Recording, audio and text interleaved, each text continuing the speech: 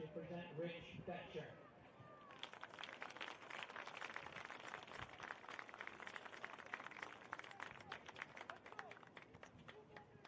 Our second on-site inductee is Coach Tom Gill. A renowned lacrosse coach, Tom Gill attended SUNY Farmdale and was also a lacrosse four-year medal winner and 1978 graduate of Hofstra University, where he earned a graduate degree in education administration. Gill earned a master's degree from the University of North Carolina and returned to Carolina to earn a second master's degree in education and a high school supervisory certificate. Currently, Tom is in his 31st season as head coach of the lacrosse program at the United States Olympic Marine Academy. Tom Gill has led the program to 7 consecutive conference championships, 8 ECAC Metro New York, New Jersey championship appearances, 6 consecutive marathon tournament crowns between 94 and 99, and an NCAA tournament appearance. The Academy named Gill the recipient of the Coach Omochenko Coach of the Year Award in 1998, 2000, and 2017. Tom has coached 5 All-Americans and 2 NCAA statistical champions while at the Academy. Prior to arriving at Kingston, Tom coached at Fairleigh Dickinson University in Florida from 84 to 88. While leading the Devils, Gill accumulated a coaching record of 45 and 33 in 5 seasons and an ECAC championship. He also served as an assistant at Cornell and Oxford. Outside of collegiate involvement, Gill has worked as a coach player at the international level, serving as an assistant coach with the Irish national team that competed at the World Championships in Perth, Australia. Played professionally for the New York Saints, served as an alternate in the 1982 World Games, and was selected to compete as a member of Team USA in 1994, 1996, and 2001, presenting numerous clinics in Argentina, Australia, and Ireland with a world impact on the game of lacrosse, Mr. Tom Gill.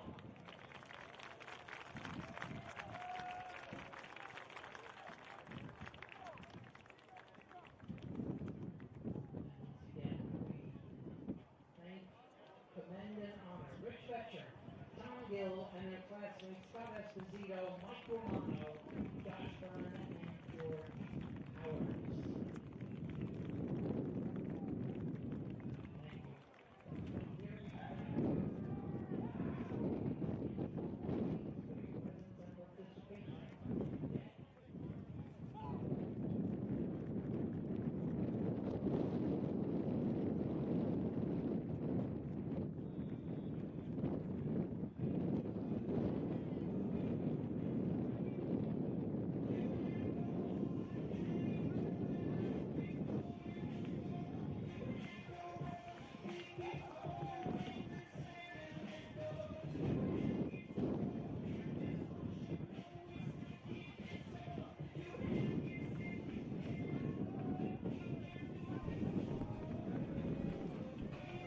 Nassau's been the top team in the land all season, but right now being held in check. Hartford Community College looking en route to its first national championship if it holds up a 4-2 lead over the Lions at the half. Brandon Ross and Max Sacco with you.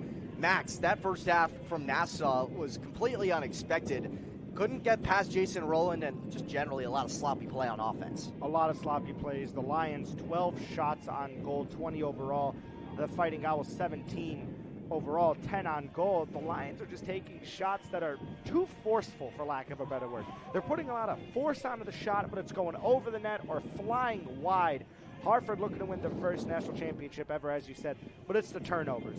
They're having sloppy passes in the offensive third that's costing them the ball. They're not picking up ground balls they can pick up, allowing the Fighting Owls to grab it and move forward with it.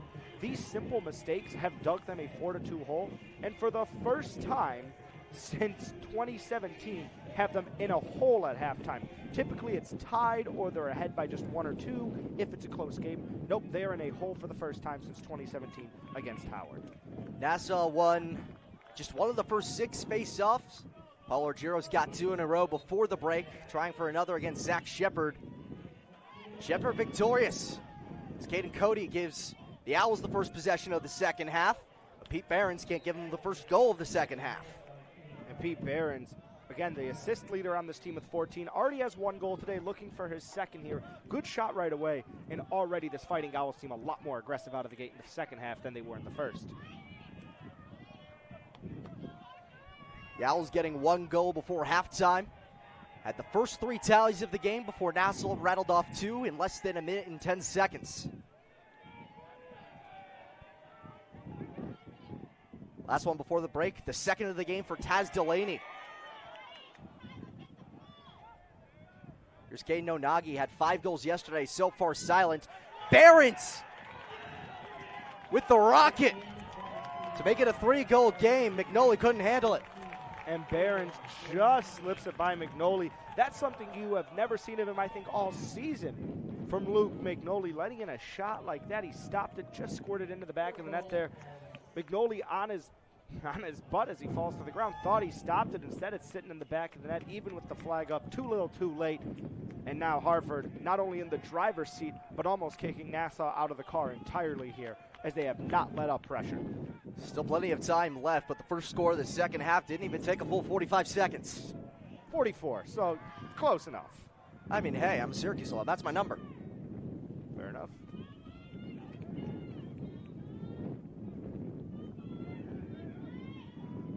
Tim Brockwell scoops this one up for the Lions. See if they go quick or take it slow. Looks like the latter. Lions still not effective in the face-off circle. Yes, you got a win there, but you're still down by 3, and that's been, I think, their biggest weak point today has been the face-off circle. Again, 44 seconds, and Hartford already found a goal thanks to that opening face-off win. And now, yes, you get it back, but you still haven't scored yet. You have to have something happen here. Hartford ahead with 2 goals from both Taz Delaney and Pete Behrens, plus 1 more from Jack Bauer. Kyle Muldoon, 2019 second-team All-American, trying to get things started. Ripped from a tough angle. Unsurprisingly, can't find home. And again, really just putzing around with your time and throwing it away here, as you're still down 3.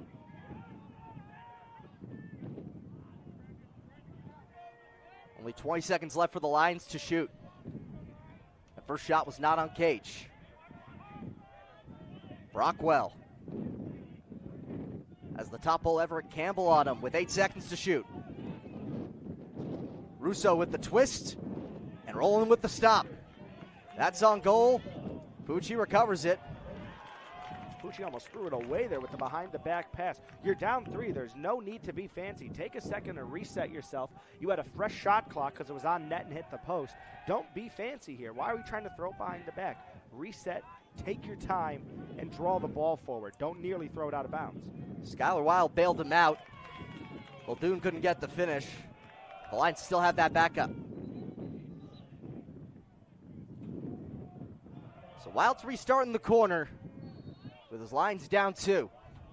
Check that, down 3 after the opening score of the second half coming from Pete Behrens. Shot clock has drifted under a minute. Not by a lot, just about 45 seconds to go here, but you're working on a tight clock almost. You got to get something fast.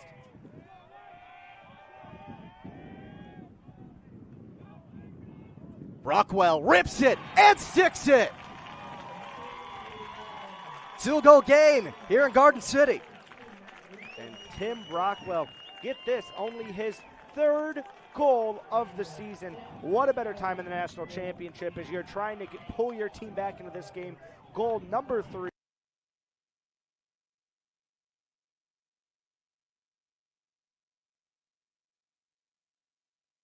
Off circle, but you are at least moving the ball in the right direction again. A dominant weekend for Brockwell. Only 2 goals coming into championship weekend. A pair yesterday, and now a 3rd of this weekend in Long Island. Or rather, on Long Island. I don't want to sound like I'm not from around the area. On Long Island. On Long Island. Nice catch there. Nice catch there. You might be from Connecticut, but I'll give you that. You know the verbiage, at least, of our the 516 area code. Hey, look, my grandparents are from Great Neck. My mom and dad both grew up there. Fair enough. Another guy who grew up here in Riverhead, Matt Grease, cuts this within 1. And this looks like a whole new team in these last 30 seconds here. 2 quick goals there for the Lions. They cut it to 1. The question now, though, they cut it to 1 in the first half, and they couldn't equalize it. And that was with more than ample amount of time to tie. Now, you cut it to 1 again. You have more than ample enough time to equalize. Do you find that 5th goal, or does Hartford kind of get back into their groove and find their 6th of the day? That's the question you have to ask yourself, and we're going to get an answer on this face-off right here.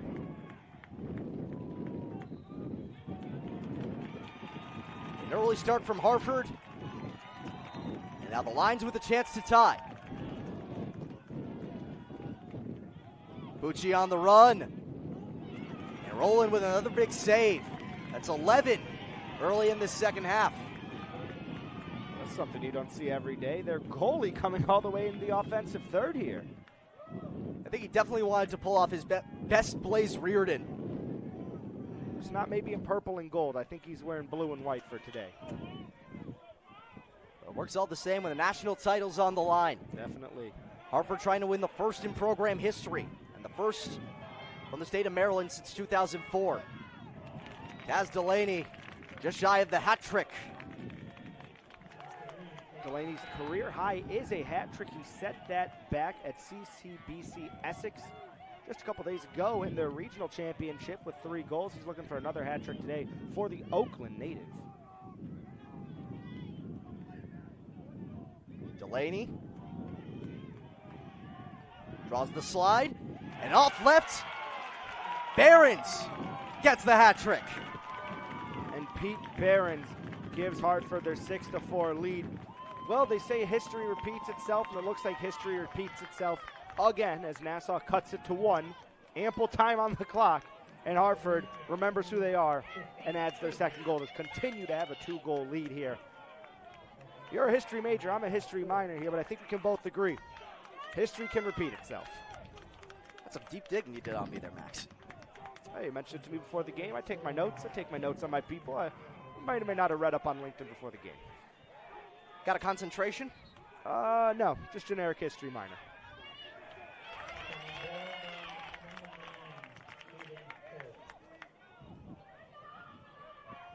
And Hartford just taking their time now as they pick up the face-off win again. They're up by 2, looking again for that first national championship. It's a storyline entering this game. Nassau looking to avoid a 3-game skid. Their longest skid for Nassau in losing in the national championship was twice, as they lost to Hermiker both times in 1988 and 89 by a combined 5 goals across 2 games. The record, though, goes to SUNY Farmingdale, who lost the national championship 6 times between 1970 and 1975. Cody, split dodge. Bounces it just wide. Pete Behrens restarts. Just notched his 3rd goal of the game. Only a minute ago. He gets pickpocketed. Farrell can't do anything with the loose change. But it looks like they picked the loose change up off the ground, though, as they'll keep the ball. Still 30 seconds to work with. Not a lot of time, but just enough to maybe draw something up quick here for the Fighting Owls. One success of this Nassau defense is keeping Caden Onagi silent. But he pulls out the inside roll. Luke McNolly answers the call. Caden Onagi, 2 assists, though, today. Still no balls in the back of the net. He is definitely a guy who wants to say he scored in a national championship game, as the Ontario native still has not found it. Had 5 in the national championship game.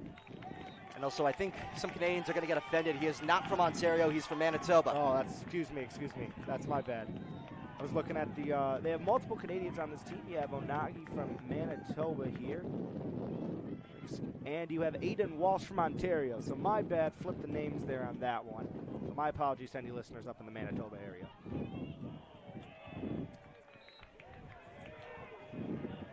Still no success early in this fresh shot clock.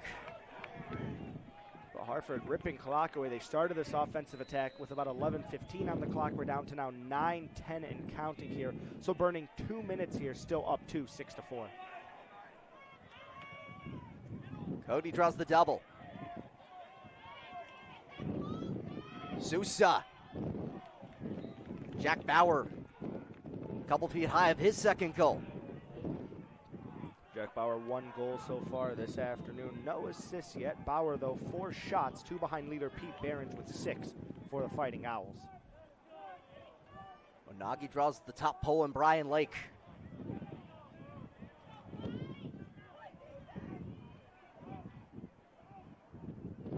Behrens pulls out the swim, reverses direction, and McNolly pops it up again. Huge stick save there from Luke McNolly. Just takes it there, doesn't even feel the vibrations. He gets the ball back, and finally, after almost 3 minutes of constant attack, the Fighting Owls are going to get put back into their nest, and the Lions are going to come out of the cave here looking to get a goal. Lions with the crowd behind them. Playing this national championship game on home turf in Garden City. It's the 9th time that the national championship has been held at this venue. First time since 2014. And again, a lot of success, and very, very seldom has Nassau lost on this field. The last time, all the way back in 2018 against Army Prep. Last loss against a junior college team. You have to go back to that Howard game we've been talking about in 2017. It's also the last time they've been held scoreless in a quarter and behind at the half. That Howard game, just a nightmare game, but it just shows you how dominant this program is. We have to dig through pages of record books and stats just to find the last time they have been not their best. Nassau chasing title number 22 in program history. This is the 50th appearance in championship weekend for the Lions. 50 appearances, 21 national championships. This is the program of junior college national lacrosse for the Nassau Lions. Cameron Gill from X. Pass tipped by Gage Lennon. And a turnover. Has it back with the Fighting Owls. Fighting Owls looking to be the first Maryland-based team to win a title since 04. As we said, first one to be in the championship since Howard made it back in 2017. They lost by 1 to Chuck Wilbur and his Onondaga side. The premier lacrosse team winning 9 out of 10 possible national championships. They were upset in 2016 by Genesee, losing 13-12 on their home turf. The same Genesee team that Hartford took down yesterday to get here this afternoon.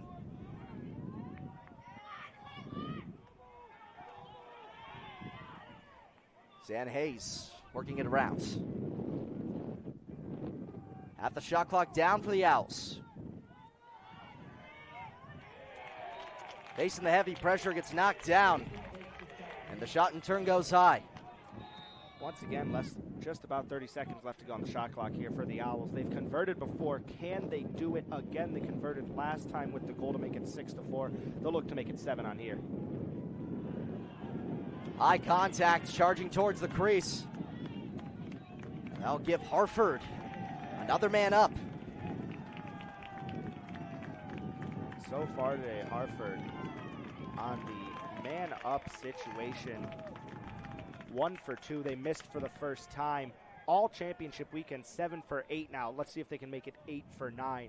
Great stop from Nassau, but now, can you stop them again? Can you keep lowering their percentage just a bit more just to keep yourself in the game? Keep it to just a 2-goal game, a lot more manageable than a 3-goal game. And that's what they want to avoid. An opponent man-up attack, converting at a 40% rate coming into today. And also a strong man-down unit on the other side. A great special teams squad in the Fighting Owls. 40% offensively, and only 10% of the time allowing the other team to succeed on their man-ups. And you look at the goal breakdown too, 17 goals on the man-up, only 2 on the man-down. Out of the 178 they've scored this season. Obviously that number's going up after today, but a great season on the power play for the Fighting Owls. And once again, there it is. Trevor Sousa, freshman from Florida, launches the rocket to make this a 3-goal game. And Trevor Sousa entering this weekend came into the game for Sousa here. Entered with 10 goals, 8 assists, 18 points this season. Sousa, one of the Florida natives on this team, one of the 20 out-of-state, out-of-country players on this Hartford Community College team that recruits from all over to get the best talent available. And it looks like it's paying off as they are in the driver's seat for their first national championship. Look, I know Florida's unique, but you're saying it's out of country? We can make an argument for that. I'm talking about the Canadian kids.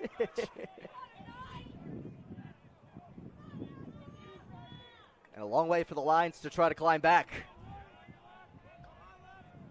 Deficit's now 3. It's farthest that Nassau's been behind since it was 3-0 early in the second. Nassau playing a very slow game without any urgency, it seems, at least from up here. Still running in that 3-3 split. Wow, Hartford still running with that man-to-man coverage, adapting in a bit to a zone as well. Kyle Muldoon trying to work this from outside the box.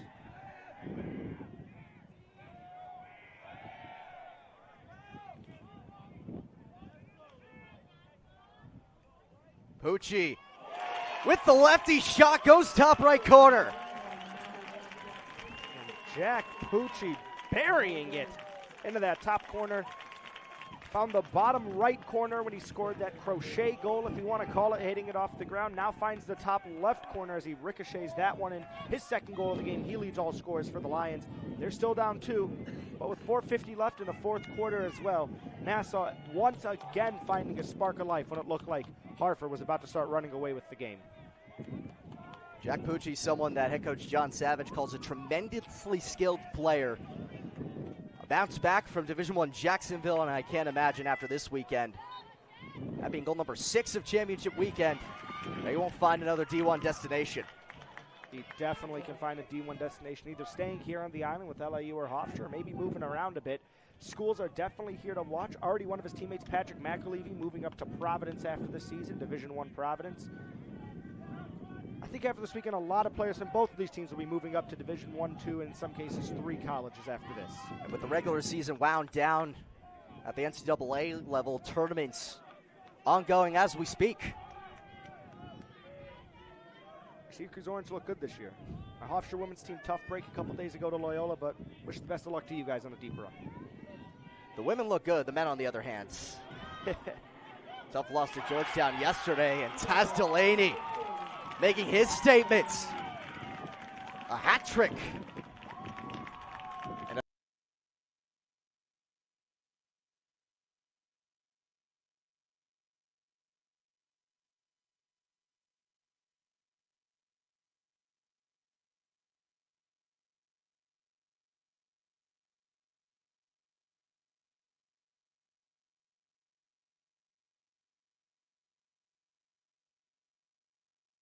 another 3-goal edge.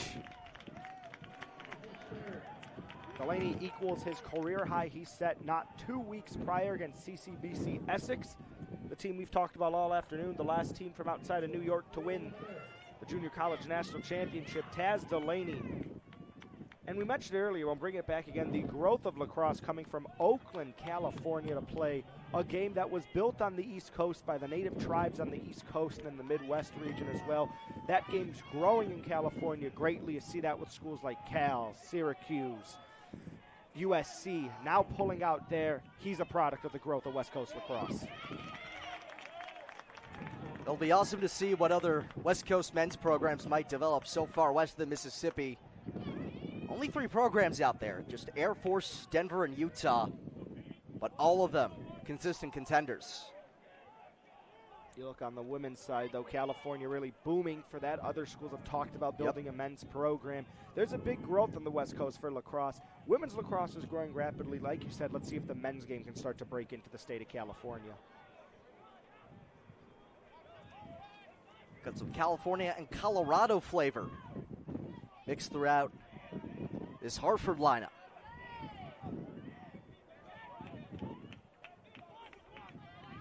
Here's Oakland native Taz Delaney trying again, loses his footing. Delaney wants that 4th goal. Why not set a new career high in the biggest game of your lacrosse career so far?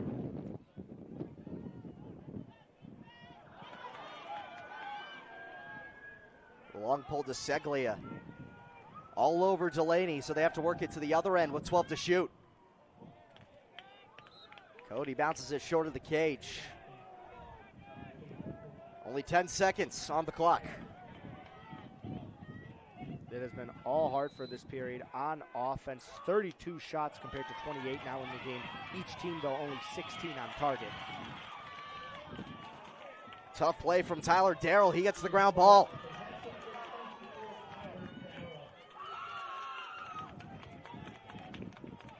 Major ground ball to give the Lions possession back. Again, unfamiliar territory. Been the top-ranked team in the country all season. Haven't lost a single game. Didn't trail all year. Not even against Army, West Point, and their junior varsity squad, as we've been calling it all afternoon. Not even trailing in that situation. It has been all Nassau. Down 3 now, and you know what game we have to go back to? Last time they were down by 3 or more, that Howard game, they were down by 4 at one point against the Dragons. Tim Brockwell trying to operate from outside the box. Gets it ripped away.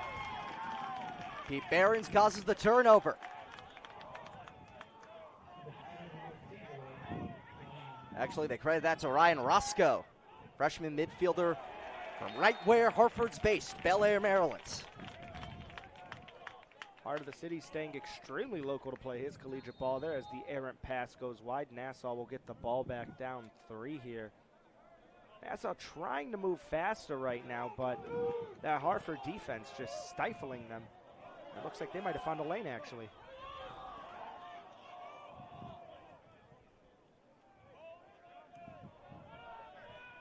Could be the last possession of the quarter for Nassau.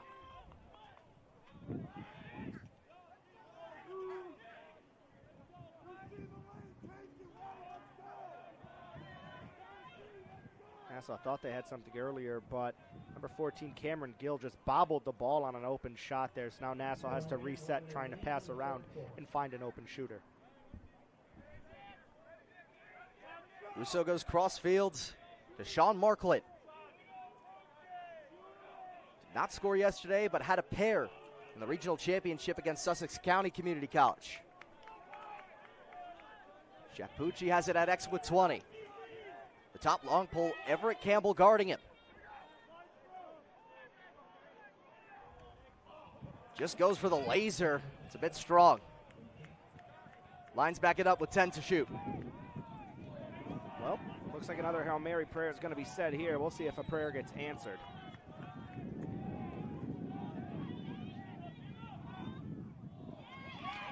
Intercepted with 5 to shoot.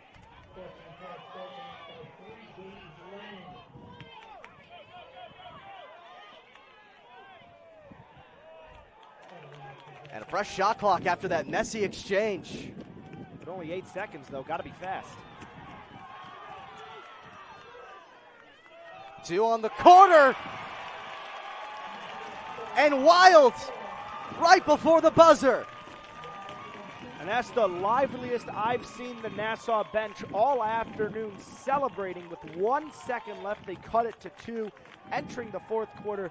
That could be detrimental to Hartford as they have to shake off now, giving up a buzzer-beating goal, for lack of a better word. Nassau just gave themselves a shot of life here as they're trying to win their 22nd national championship, and on home turf. Skylar Wild with his 3rd goal and 7th point of the weekend. As the crowd at Mitchell Athletic Complex going crazy. Down to the wire for all the hardware. 8-6, Hartford over Nassau, going into the final 15 minutes.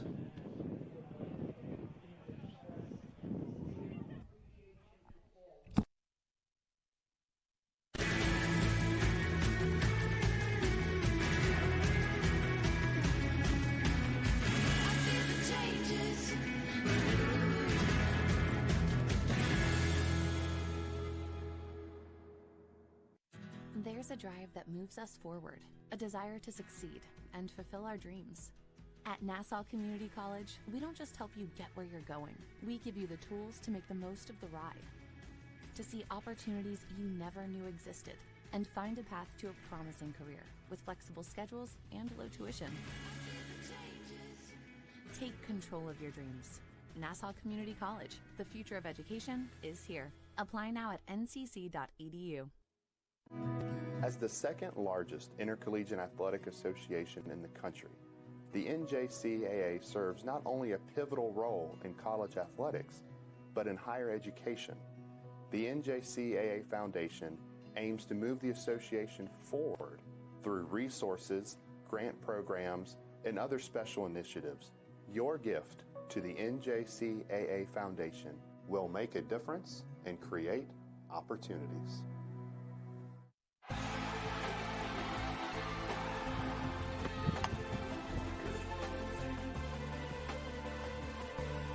Over 30 majors in 4 divisions. Nursing, education, criminal justice, exercise science. This is one of the very few schools to honor leadership with scholarship. Our students go out into the world with confidence. I know who I am. Pfeiffer has it all. The only thing that's missing is you. Nassau down 2, trying to win title number 22. 1 goal before the break coming from Skylar Wild to cut this deficit down.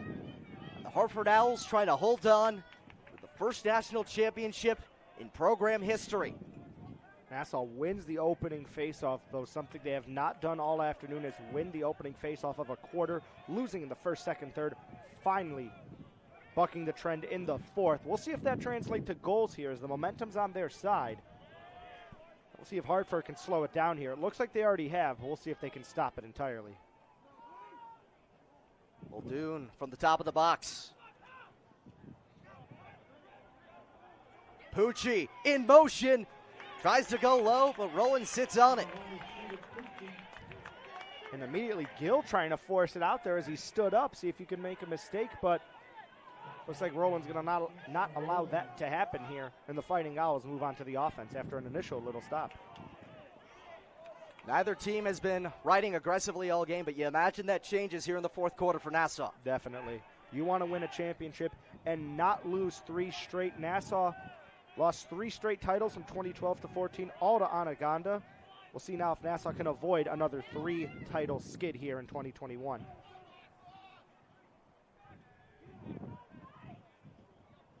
Cody, split dodge, and the leg save. Big save there from Luke McNolly. Again, bringing out the hockey blocker move, this time using that right shin pad to push that one out. Nassau can cut it to 1. Pipe City. And Jason Rowland clears it himself. And the entire crowd of Hartford fans sitting right below us, actually in the middle of the field, stand up and cheers as their goalie Jason Rowland brings it out into the offensive zone here. And Hartford just needs to hold on for 12:50 to come away and bring the national championship back to Maryland.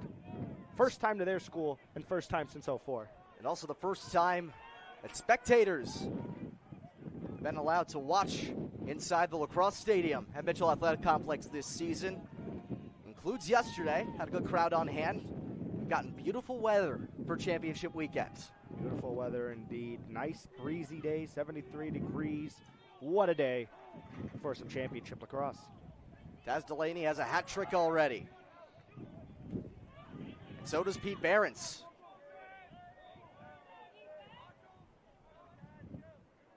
Twenty seconds left for Hartford to shoot. Up by 2.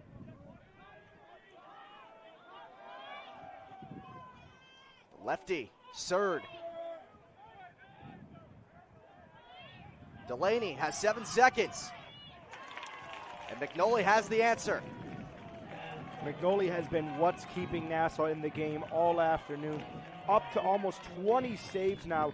He's allowed this Lions team to at least make it 2. Without him in net, this would be a lot worse of a scoreline right now instead of 8-6. Hartford started with a 3-0 lead. Nassau came back with 2 of their own. Taz Delaney made a 2-goal game before the break. And then a back-and-forth third quarter left it a 2-goal deficit for Nassau. But Skylar Wild with a big-time goal with 1 second in the third to give the Lions momentum. Trying to cap on some more. with only 11 minutes left to claw back and win national championship number 22. If Hartford holds on, it'll be their 10th straight wire-to-wire victory this season. All 10 victories. They have never been losing, only tied or leading for the Fighting Owls. 2 undefeated teams, 1 versus 2. At it here on Long Island. 12 left for Nassau. Gill with no one in front of him. 1-goal game. You can't mess that up if you're Gill. Wide open in front of the net. Cameron Gill picks up another goal on today's game. But the Hartford defense left a wide open gap in the middle. Gill, great situational awareness, able to get the ball buried in the back of the net, cut it to 1.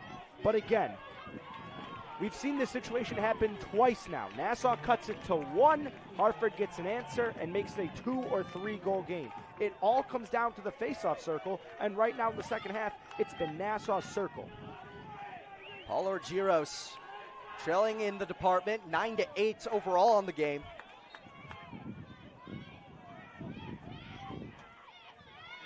And every time Nassau has that chance to tie, Harvard's always had the answer. Zach Shepard with a solid game at the X. Zach Shepard even entering today's game, 106 draw control wins, and that's just entering today. At the face-off circle, Shepard, effective, a 58 win percentage entering today's contest. He's been the man to watch out for, and it's shown in the field today. Jack Bauer switches hands.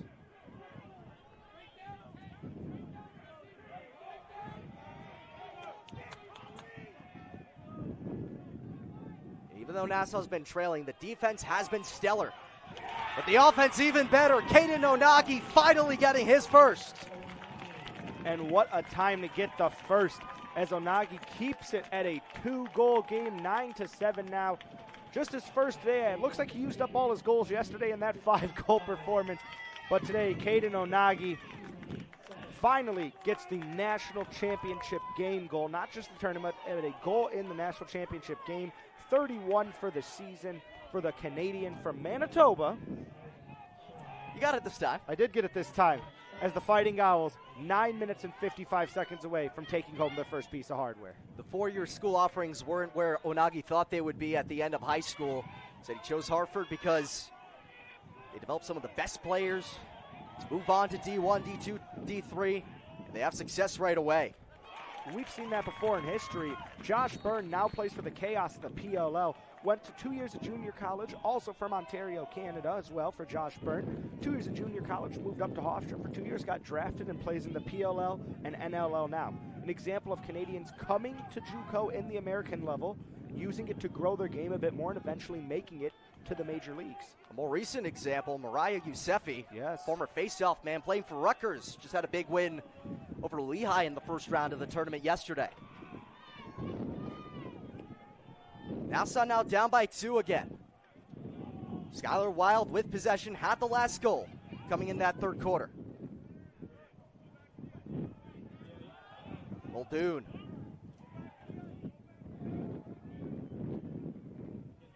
Split dodge in the alley. Goes back to the question mark. Jason Rowland. Not to be denied between the pipes. That's 14 saves for the 2-time transfer. Rowland, like you said, comes down to the JUCO level now, redefines his game. He's going to be going up to Wilmington after this here. But what a career comeback he's had. You start at the top, you slip a bit, but he's come back effectively now, grown his game a bit. And Rowland helping buoy this team and looking like they're going to their first championship. 8:24 left, a lot can happen in lacrosse here, but at the rate this game's been going, he's been their savior. Rowland's been holding the line. Need to do it for another 8 minutes and 10 seconds.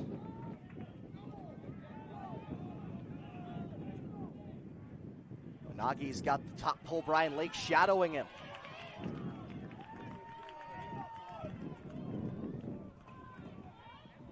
Owls with 20 to shoot.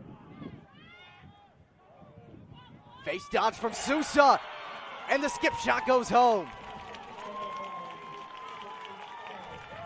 Second of the day for Sousa, his 4th in championship weekend. And Trevor Sousa brings up his season total to 14 goals now. Hartford today, minus the goal obviously from Caden Onagi, has had success. Taz Delaney, Pete Behrens, Trevor Sousa, guys who are on the score sheet but maybe not the guy on the score sheet, have helped give this team a 3-goal lead and push them to their national championship hopes that are just 7 minutes and 50 seconds away. It's a 3-goal game with the stakes as high as they get and the tensions matching it. All Argyros with a much-needed face-off win for Nassau.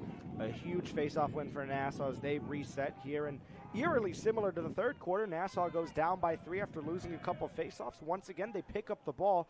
The question is now, are they going to score on this play? Because there's no fifth quarter coming up unless this game goes to overtime, as technically that is the fifth quarter. It's just first to score here.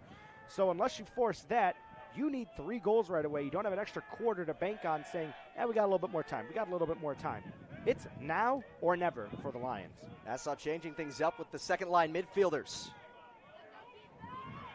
Still got Pucci, the top attackman. Can't get past Roland. That's save number 15. Roland is easily my game MVP. If they hold on to win, he deserves any MVP, all-tournament, all-conference award you can give him after his performance today. And if for some reason Nassau comes back, give the same award to Mignoli. The goalies have been the spotlight stealers today, keeping both their teams in this game, and in Nassau's case, at least limiting the damage in today's game. Both in double digit. McNolly with the 10 goals allowed and 10 saves to match.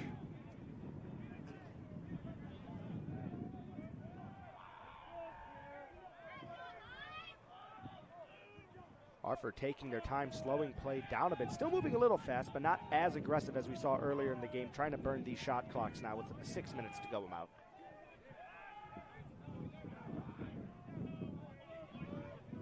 Dylan Hines. Knocked down, ball's free. DeSeglia, the long pole, gets it back for the Lions. Clock rolls under 6 minutes. Lions trying to close a 3-goal gap.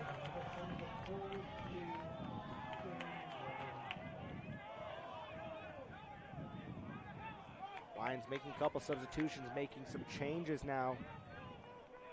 Their worst loss ever in a championship. You have to go back to 1973, where they lost by 8, 15. Excuse me, my bad. You have to go back to 1977 when they lost to Sudi Farmingdale. Brockwell catches Wild, and he gets rolling with the pump fake and cuts the deficit down to 2. 5:19 remaining. Hartford still in control. Nassau trying to fight back, though. That goal right there at least pushes them back into the game, lets them get a stoppage of play here, cuts a bit of that Hartford momentum. But now, it's the question all afternoon. The face-off circle. I say it time and time again, but it's defined today's game. The winner of that circle has won the game. So somebody has to win in the circle. And if it's Nassau, maybe they make it 9-10. But the question is, can they make it 10-10? We're expecting a second goal just based on game trends.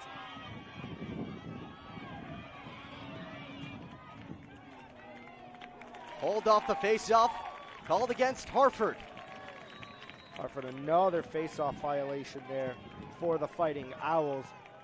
It's been about a 50% conversion rate today. Nassau sometimes converting on the errors, other times just a big save from Roland to keep his team up by 2 or 3. 3 face-off penalties gets you a 30-second call, but we haven't seen anyone get in enough trouble to where that's a consideration. Not yet, but Nassau at least forcing the penalties to give themselves a chance. Kyle Muldoon. Up top to Russo. Trying to find that opening. That circle's closing in around the cage. I don't think we'll see an opening like Gill had earlier ever again in this game, especially after the break where they could talk about it. That circle will never open up that wide again for Nassau. Cameron Gill was the man who scored that goal. Russo goes back to the doorstep, and Wild earns the hat trick. For the first time today, second time, Russo gets his third goal. The primary scores for Nassau, Pucci and Brockwell, each with 2 goals. Russo, the first one to eclipse the hat trick. And that's his third of the day here. 10-9 now. And now, can Nassau win it as the crowd gets wild here? They're on their feet. Fans are chanting. Hartford just trying to hold on here. And this is where experience comes into play. Yes, it's junior college, only 1 or 2 years per guy at a level, sometimes 3 in a rare circumstance. But you have guys who have been in this situation before now.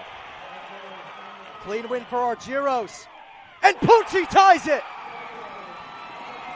What a comeback for the Lions for the first time all day today. Nassau has tied this game. It is the first time since 0-0 we've been tied. And Nassau, that's a championship pedigree. Appearing in the last 2 championships, this is a team that's experienced. They're ready to go. They have a coach who's been in this situation 5 times. This is what experience does for you. It lets you come back in late situations, go on for wins, and just fight back no matter what. Now the question is, who's going to get goal number 11? The Lions have the roaring crowd and the momentum in a tie 10-10 game in the national championship. Nassau wins the face-off and can take the lead. Argyros to Pucci again, but the sloppy pass leads the Lions to slow it down. We just got to break down that 10th goal a bit. You saw what happened. It's the same play we saw yesterday. Win the face-off, chug down the field, flip it to Pucci for the shot into the back of the net here. If you're Hartford, you just need a penalty or something to slow down this Nassau team, as you assume they're going to use 54 of the 55 remaining seconds on the shot clock. Hartford started this game on a 3-0 run, led at every point since. Nassau chipped away multiple times. For the first time since the beginning, we're tied up. Rockwell's shot cut in half. Who's going to pick up the garbage? It's Hartford. And you have to remember, Hartford this season has never been down, only tied or leading. Just like Nassau entering today, these were 2 teams that had never been in a losing situation before. Only 2.5 shot clocks worth of time left. Who's going to get the upper hand and bring home the trophy? Hayden Onagi, the team's top point getter.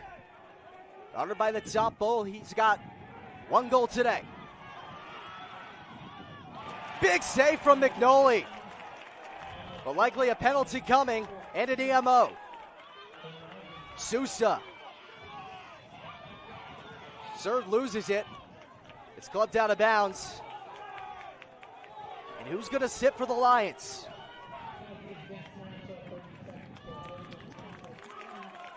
It's a holding call against Nassau. Hartford will be man up for 30 seconds. They've been almost unstoppable on special teams all weekend long. 8 of 9 on EMOs. This is the worst situation you could have put yourself in, as we're still looking for where the penalty call is going to be. He didn't get a good look there. Fans getting wild here, but not the situation you want to be in if you're Nassau against a team that is almost perfect on the man up. And a fresh shot clock for Hartford.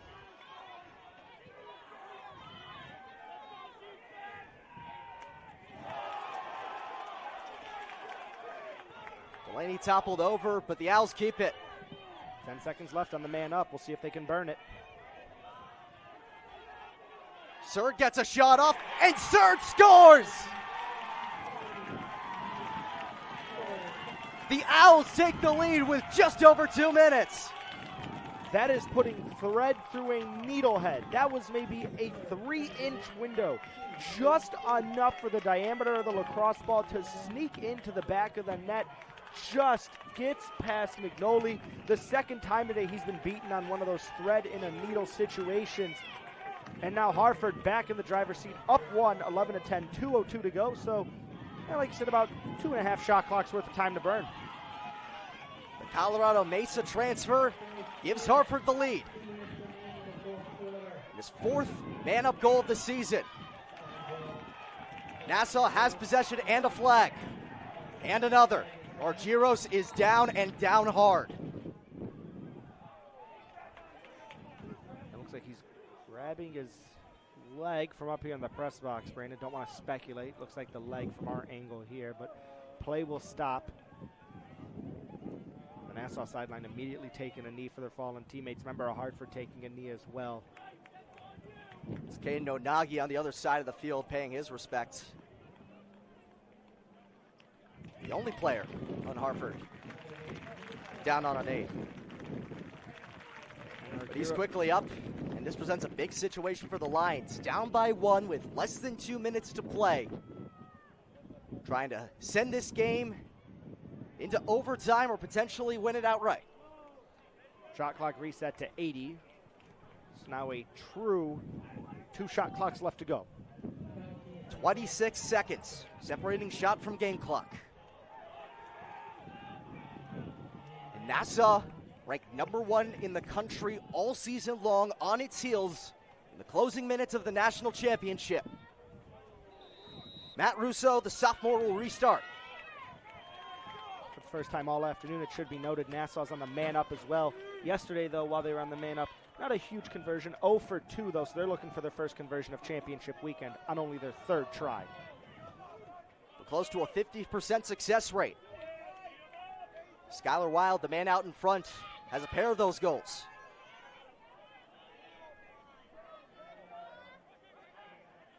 Kyle Muldoon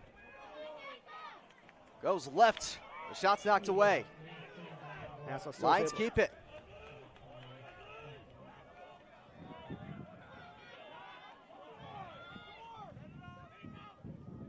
Russo draws the long pull. Peyton Winters.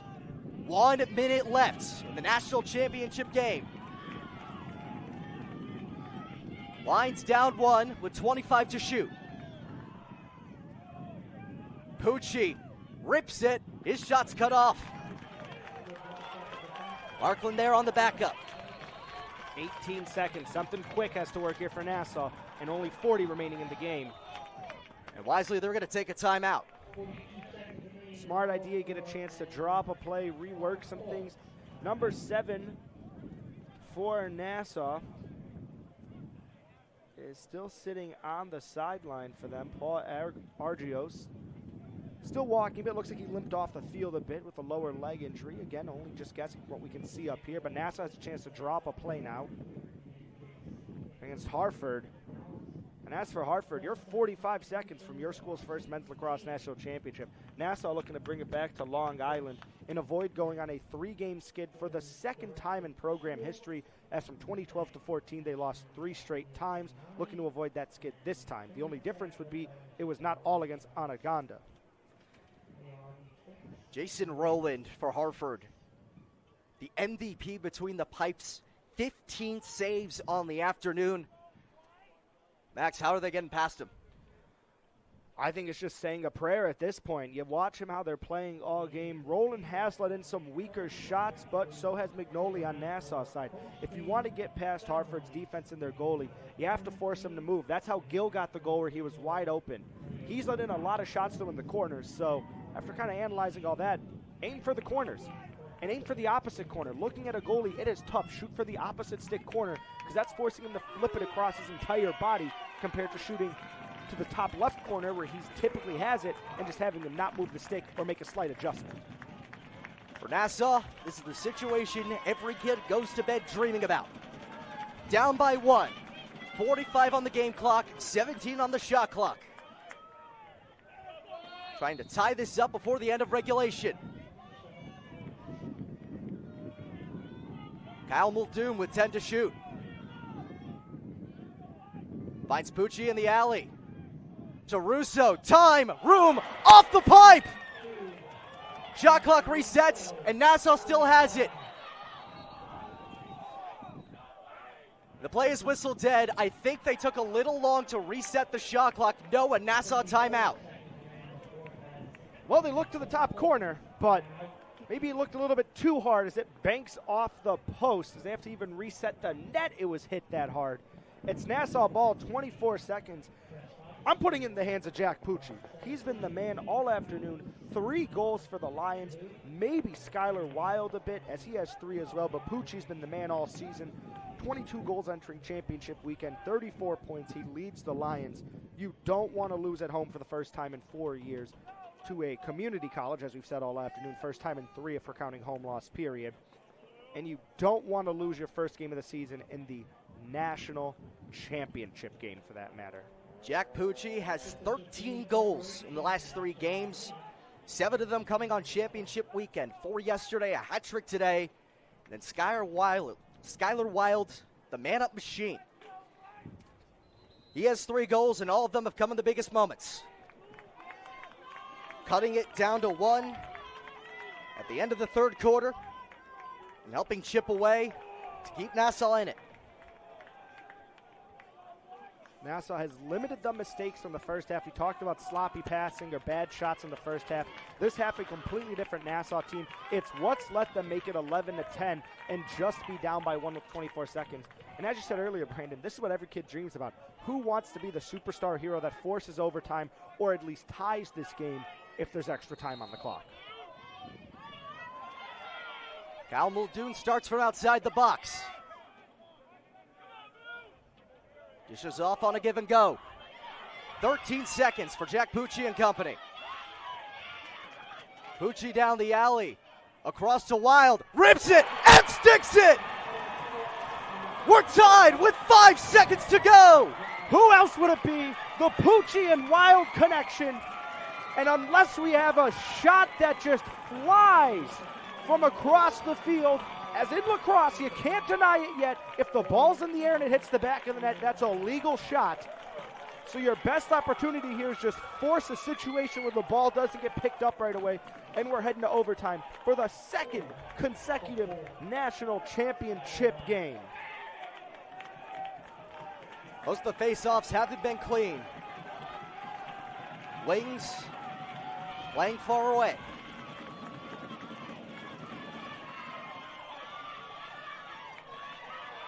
And not even a possession.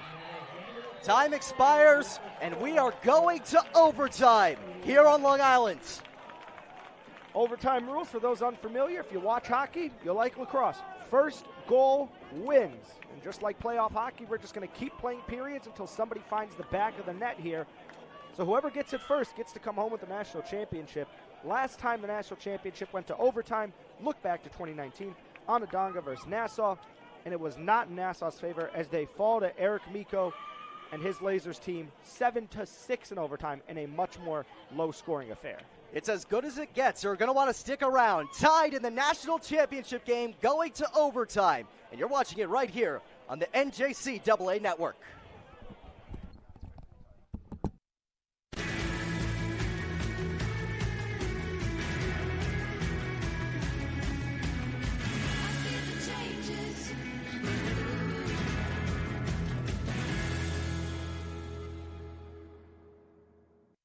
There's a drive that moves us forward, a desire to succeed and fulfill our dreams. At Nassau Community College, we don't just help you get where you're going. We give you the tools to make the most of the ride, to see opportunities you never knew existed, and find a path to a promising career with flexible schedules and low tuition. Take control of your dreams. Nassau Community College, the future of education is here. Apply now at ncc.edu. As the 2nd largest intercollegiate athletic association in the country, the NJCAA serves not only a pivotal role in college athletics, but in higher education. The NJCAA Foundation aims to move the association forward through resources, grant programs, and other special initiatives. Your gift to the NJCAA Foundation will make a difference and create opportunities. Oh, perfect. Never mind, I got it. This is as good as it gets. Sudden death overtime in the national championship. 1 seed versus 2 seed. Nassau versus Hartford. Lions going for Title 22. Owls looking for the first in program history. Argyros with the clean faceoff. Argyros tries to take it himself, and who wouldn't in this spot? Shocked he would take it, though, as typically in overtime you win the faceoff, call a timeout. Shocked he'd go for the shot, but hey, as you said, everyone wants to be the hero today, so why not be him? That's his 16th faceoff win today. He is compared to the 10 from the Fighting Owls. Nassau has not led all game. Hartford got out to a 3-0 run, and Nassau tied it twice in the fourth quarter. To send this to the sudden victory overtime, we'll have rolling 4-minute periods until we have a winner. Jack Pucci, the Jacksonville transfer, to Russo, just high.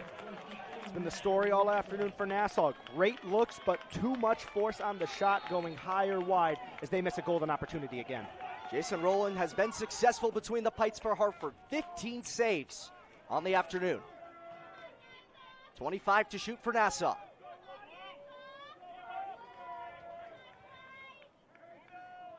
Back at X to Cameron Gill. Gill to Wild. Would have been a fitting finish. Skylar Wild with 4 goals already, including the tying goal with 5 seconds in regulation. They call it on goal. It's a fresh 80 for Nassau. The Hartford fans not liking that call, and we'll get a timeout. Shocking they're going to call that one on goal, but... Yeah, I was surprised too, to be quite honest. Yes, it looked like that shot went wide past the net here. Wild leads all scorers with 4, looking for his 5th. Wild, the 5'9" freshman out of Bayport, New York, but it doesn't get much better than that, except maybe the look that Gill got back in the third quarter here. But a heartbreaking miss. It's still Nassau's ball, though. They're still in this, and a nice timeout to reset here. If you're Nassau, look to Wild, though. He had the game-tying shot to make it 11. The question is now, does he have the game-winning shot to make it 12? Skylar Wild, with plenty of pedigree, went to the pristine Culver Military Academy in Indiana, the same school that produced Syracuse stud freshman Owen Hiltz and many other Division I and pro talents. Started his college career at Manhattan, transferred this season. It is someone John Savage says has a great first step and is an even better shooter. He's shown it today. 4 goals coming in the biggest moments. 1 to end the third quarter with 1 second left. 2 more to cut the deficit down in the fourth, and the 1 to tie it with 5 in regulation. And Wild is a perfect example of a guy who maybe wasn't ready for that jump right away to D1, honing his skills here on the JUCO level. We are going to see him on a Division I lacrosse program within the next year or so, easily based on his performances this season and especially on championship weekend where the lights are brightest. Tied at 11 in overtime in the national championship. Next goal wins. And a fresh shot clock for Nassau.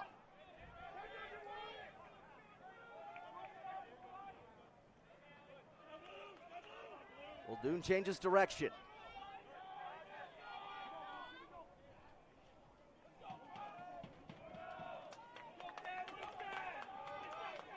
Cameron Gill with Brendan Leonard on him. Goes to the question mark. Works back behind. Just over 2 minutes left in this first overtime period. Nassau's had possession the entire time.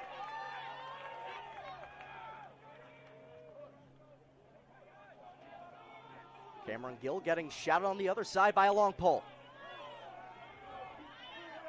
Goes to the doorstep, and he steps in the crease. And right when it looked like Nassau had cleaned up the simple mistakes, another one bites them there. I get that he's trying to cut it close, but you can't make mistakes like that, stepping in the crease in a game like this. Now allowing your opponent their first chance all overtime to take an offensive attempt here. Hartford crowd getting loud. Owls with a chance to score and win the team its first ever national championship, and possession will come after a timeout. And Cameron Gill just hanging his head low right now as he heads off the field here. Not what he wanted to do. He knew he was trying to go for a wraparound shot there. Instead steps in by accident. Hartford now has its first chance to win, as we've said. If you're Hartford, your leading scorer today, Pete Behrens and Taz Delaney, each with 3. Caden Anagi only with 1 today. If you look to him, you can try to look to him, but if you ask me, Taz Delaney said the hot stick. Guard him the closest. They're probably who that's going to look to, the freshman from Oakland, California. let's just take a second to appreciate the intensity of the game that we've seen today. Hartford coming out the gate firing, holding a team in Nassau that seldom ever loses or even falls behind. Silent out the gate. Completely scoreless first quarter for Nassau. Back and forth rest of regulation. Skylar Wild tying the game with his 4th goal with 5 seconds left in regulation. And you can't forget about it's clearly going to be overshadowed. The goal with 1 second left in the first half that pushed this big momentum run from Nassau. You take that away, you and I are watching a trophy presentation right now to Hartford. You can't forget the goal with 1 second to go in the first half. That's really what sparked this impressive second half from the Lions. Hartford comes out of the timeout. With 1 goal, they can hold up the hardware.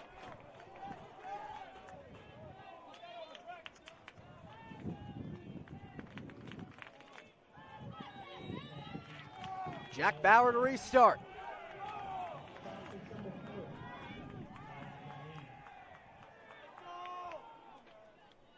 .130 to go in the first overtime period. We'll go to another if no one scores.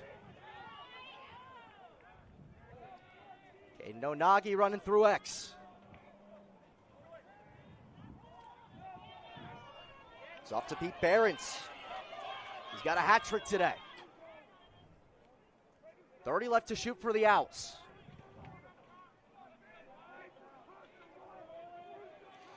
Delaney. Swim move. Delaney. Denied. Whatever team comes on top, give the MVP award to their respective goalies for either team. They've kept their teams in this game, and they are what allowing them to stay in this one. 11 saves for McNolly. Reeves across for Nassau. 30 seconds left in the first overtime period. Shot clock irrelevant.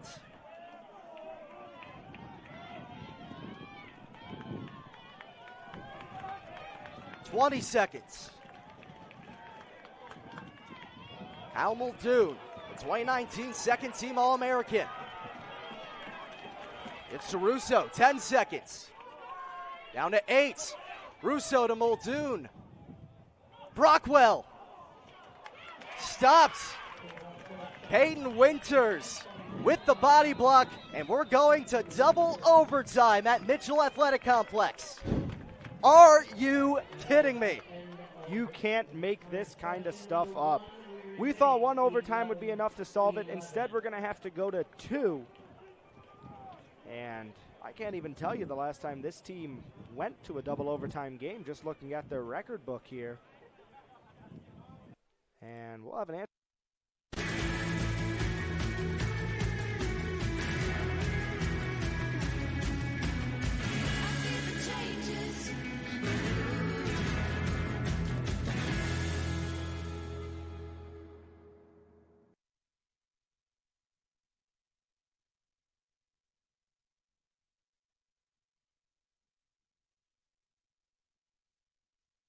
There's a drive that moves us forward, a desire to succeed and fulfill our dreams. At Nassau Community College, we don't just help you get where you're going. We give you the tools to make the most of the ride, to see opportunities you never knew existed, and find a path to a promising career with flexible schedules and low tuition. Take control of your dreams. Nassau Community College, the future of education is here. Apply now at ncc.edu. As the second largest intercollegiate athletic association in the country, the NJCAA serves not only a pivotal role in college athletics, but in higher education. The NJCAA Foundation aims to move the association forward through resources, grant programs, and other special initiatives. Your gift to the NJCAA Foundation will make a difference and create opportunities. We'll do another. And Zach Shepard with the opening faceoff. And Zach Shepard gets his shot cut off. That ball is saved. Another quick shot right away from either team. funny enough, first ever NJCAA championship to go to a double overtime. Only 2 championships before this have gone to overtime, both of them won by the Maryland team, and both of them by CCBC Essex. So no New York team has ever won when they're pushed to overtime in the national championship game. We'll see if that changes today for Nassau as they control the ball. This is Hartford's first time in the national championship game. It'll be the first win in program history. Nassau trying for title number 22. Next goal wins. Muldoon. Russo. They're working it around again. Still 30 left to shoot for the Lions. And 3 in the second overtime frame.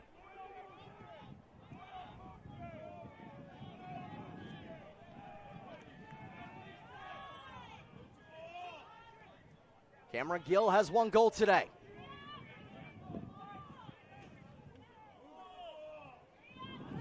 Shot clock's at 10. Pucci down to 5. Wilds knocked down on the shot. And no flag there, so it looks like it's just going to reset now for Hartford. They're going to try to wrap this up in about 2:30 here.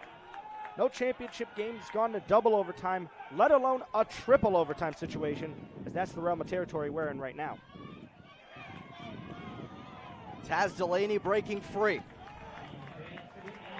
An offensive stud today, a hat trick for the first-year Owls player from Oakland.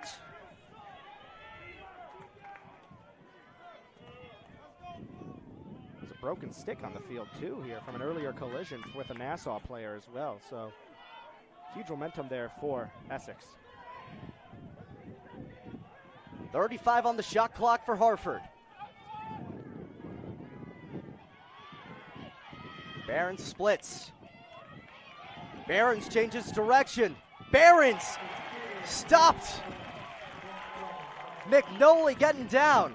And the butterfly save again, something you typically don't see. And wind's starting to pick up here, pushing to the Nassau side.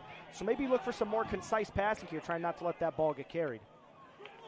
Who cares about concise? They went for it. Hey, and it worked. I can't complain then if you're Nassau, if you got the ball over. 1:15 left in double overtime. Sudden victory. Nassau has not led at all today. And before the Lions take another crack, a timeout. You can't forget, as we've head to the timeout, Hartford has never been down all season. So not only if Nassau scores here would it be their first loss all season, it is technically the first time all season they've been down, for that matter. Nassau already had that through the first 3 quarters and about 14 minutes, 30 seconds before they finally equalized it right at the end there. But Hartford looking to escape here, get the ball back and score it here. If you're Hartford, you obviously have Roland, but you can't keep relying on him, and you can only face so many shots before you end up breaking.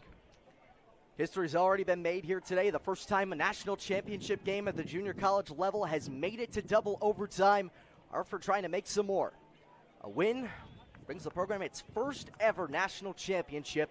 Nassau trying for title number 22. If not led at any point today, Hartford started the game with a 3-0 run. Tic-tac-toe affair all the way throughout the rest of regulation. And a lot of the late goals coming from Skylar Wild. 4 in just the last 15 minutes and 1 second to send this game to overtime. Skylar Wild, the offensive MVP today. You look at tournament MVPs here. Nassau had it in 2008 with Brian Renison.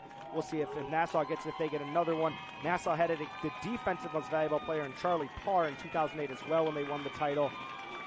So whoever the winner is will probably sweep up both of those awards, with the goalies most likely taking defense.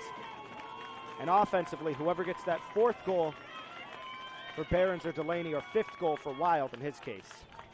Skylar Wild says his favorite sports memory is finishing the season in 2017 while he was in high school, number 1 in the country. We'll try to one-up that here. 1 minute left in double overtime.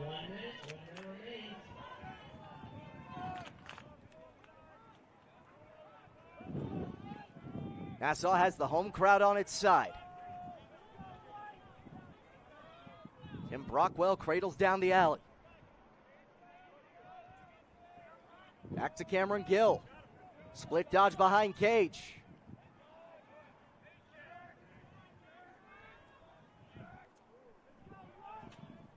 $15 on the shot clock, 30 in the period. Muldoon to Wild. Wild just short. Wild shot from Wild there as it skids by. You see the sigh of relief from the Hartford fans. A groan of pain from the fans in Nassau. Jack Pucci falling away, wins the national championship for the 22nd time. It's been a long time coming. 5 straight appearances falling short. And now the Lions, for the first time since 2008, are national champions. Jack Pucci finally had his Hail Mary prayer answered. And Nassau Community College takes home the national championship on what could easily be the shot of the decade right there. NCC finally breaks their curse after 6 consecutive losses when they've made it to the finals. They finally get back to the glories of the 2018 to feed a school from Maryland and win the national championship. Made it to the tournament this year for the 50th time in program history. Did not get an easy fight yesterday, just scraping by a 2-goal victory. Did not lead at any points during regulation or overtime number 1. And Jack Pucci, with his 8th goal of championship weekend, has likely secured his place as this tournament's MVP and has made possibly the strongest case for the Huntington native to make his way back to Division I after coming in from Jacksonville. Go back to Jacksonville. You just showed Jacksonville you can be at a Jacksonville level. I'd even say go bigger. Go to a Power 5. Go to a CAA. Jack Pucci just booked his ticket back to Division I, as you said, Brandon. We'll definitely see him on a roster somewhere in the future. We'll see what he can do here. And Jack Pucci might have even started a career path to get to one of the pro lacrosse leagues here in the U.S. or Canada as well. Anyone from this team, from either team, just showed today the beauty of the game of lacrosse. You could be leading all game, but in the end, whoever has that higher number at the end is your national champion. Jack Pucci, number 1, reigns as number 1 of the junior college lacrosse world today. Capping off probably one of the best games in junior college lacrosse history with a game-winning goal in double overtime. The Demons from that 2019 loss expelled today. The Demons from other overtime losses expelled today from the other New York teams. For the first time ever, a New York team has won in an overtime situation for the national championship here as they celebrate at center field for NCC champions in Nassau County. The celebration going to continue. Stick around for the trophy presentation. We'll be back in a moment.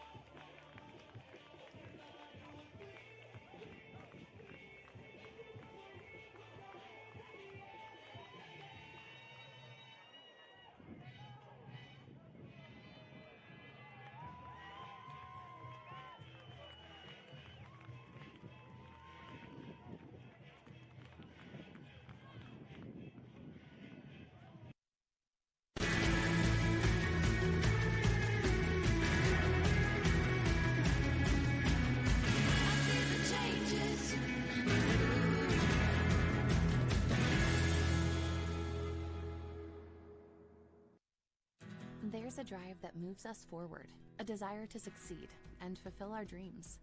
At Nassau Community College, we don't just help you get where you're going. We give you the tools to make the most of the ride, to see opportunities you never knew existed, and find a path to a promising career with flexible schedules and low tuition. Take control of your dreams. Nassau Community College. The future of education is here. Apply now at ncc.edu. As the second largest intercollegiate athletic association in the country, the NJCAA serves not only a pivotal role in college athletics, but in higher education. The NJCAA Foundation aims to move the association forward through resources, grant programs, and other special initiatives. Your gift to the NJCAA Foundation will make a difference and create opportunities.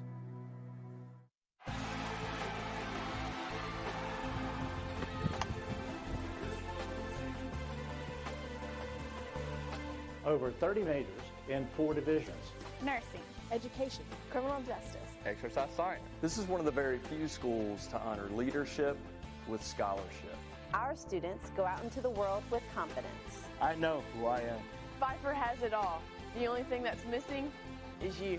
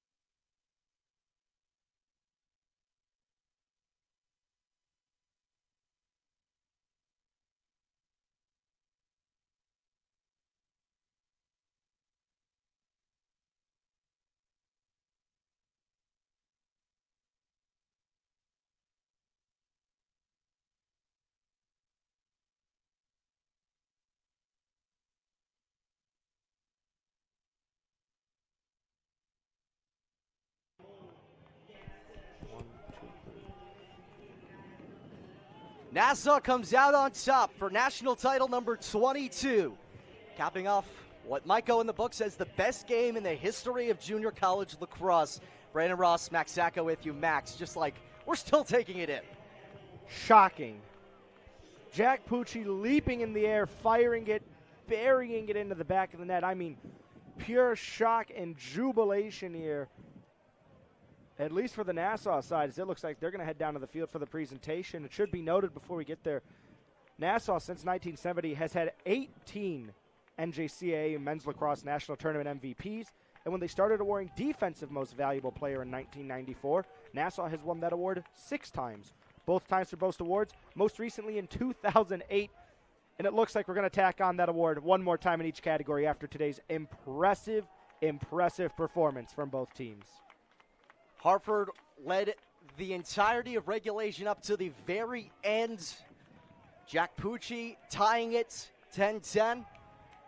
Nate Surd coming back to give Hartford the lead before Skylar Wild with his 4th goal of the game sent it to OT, and then Pucci in double overtime, the first double overtime in the history of this championship, winning it on an extremely athletic jump shot. And you and I said during the break here, as we were about to come on for the postgame show, I could easily pick out multiple names from both teams that have just booked scholarships to Division I lacrosse programs. Division II, too, you look at it, Jack Pucci, Skylar Wild, Luke McNolly, just a handful of names who have easily just increased their stock for bigger programs here as they look to continue their lacrosse careers. And I think a large portion of both of these teams will be continuing them at higher levels. You still have to get a lot of credit to Hartford goalie Jason Rowland. Allowed the game-winning goal, but had 16 saves, standing on his head all afternoon, and keeping this Nassau team that's been ranked number 1 all year completely in check. Came in as the number 1 seed. Got 2 tough matchups, but delivering when it counted most. Nassau's going to go wire to wire now as the number 1 seed. Obviously, the last team to do that, Onaganda, went wire to wire as number 1 here. And Nassau expels the Demons of years past when Aaron Verardi led his 2017 squad to upset number 2 Nassau at the time, 10-9 with a buzzer-beating shot in the fourth quarter there, expelling the Demons from last time they faced Hartford and winning on their home field, keeping this season perfect, their home field perfect, and now lifting up the trophy on a perfectly sunny afternoon. Beautiful day all around to be a Nassau fan. The many fans in attendance this weekend for the first time all year. Now celebrating a long-awaited national championship, 22nd for the program, but the first in 13 years, and the first for John Savage as the head coach. Yes, Savage winning it before as a player, but now he's finally done it as a coach, and you can't forget Nassau, 0 for 6 in their last 6 berths in the championship, losing all of them coincidentally enough to Onaganda, who didn't play this year.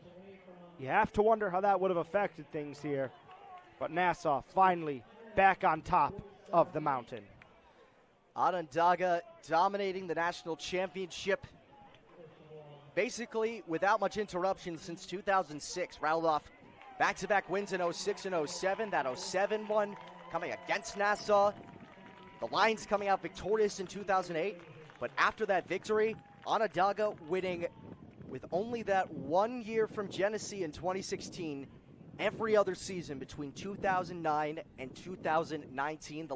The Lasers electing to sit this season out because of COVID-19. That leaves the opening for the Lions to come roaring back. And roaring back they did. Down all game, they finally tie it with 5 seconds to go. And in double overtime, they bring the championship back to the lacrosse hotbed of America on Long Island, New York. Just a couple minutes away from the championship trophy and awards presentation. When that happens, we'll give it over to the PA announcer, Steve Bon Jovi. I was really getting ahead of myself there. Yeah, you were. John Bon Jovi, different person. Famous person, I believe. Though it would be a heck of a thing if John Bon Jovi was doing the PA today. Oh, I'd love that. That'd be so fun to have. But it'll be Steve Bon Jovi taking us through. We still like you, Steve. Don't worry. You're still pretty cool. Still big fans. Steve's a rock-solid dude. The emotion spilling out. And as you told me while we were taking that break before coming back on, I don't think I've ever seen a number 1 ranked team as excited as Nassau is right now. They're cutting up the nets. And well-deserved. An undefeated season for the Nassau Lions. Now victorious in 24 of their last 25 games.